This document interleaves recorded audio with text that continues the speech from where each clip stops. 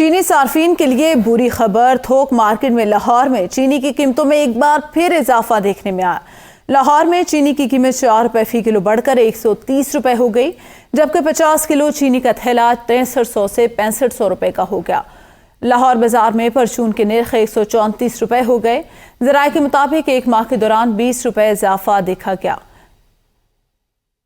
इसी पर मजीद तफसीलात जानते हैं अपने नुमाइंदे शेख रशीद से। जी शेख रशीद, आगाह कीजिएगा। जी, मिल ऑनर्स और डीलर की मिली भगत की वजह से जो है वो मिलों से चीनी नहीं उठाई जा रही, जिसकी वजह से सप्लाई में कमी आ रही है। सप्लाई की कमी का फायदा उठाते हुए जो है डीलर जो है वो अपनी मर्जी से कीमतों में इजाफा कर रहे हैं और गुज़श्ता 15-20 दिन में ये जो है 20 रुपए का इजाफा हो चुका है। चंद रोज कबल की बात है कि ये 110 रुपए, 115 रुपए और 120 किलोग्राम, लेकिन अब मार्केट में जो है 130 की बात की गई है।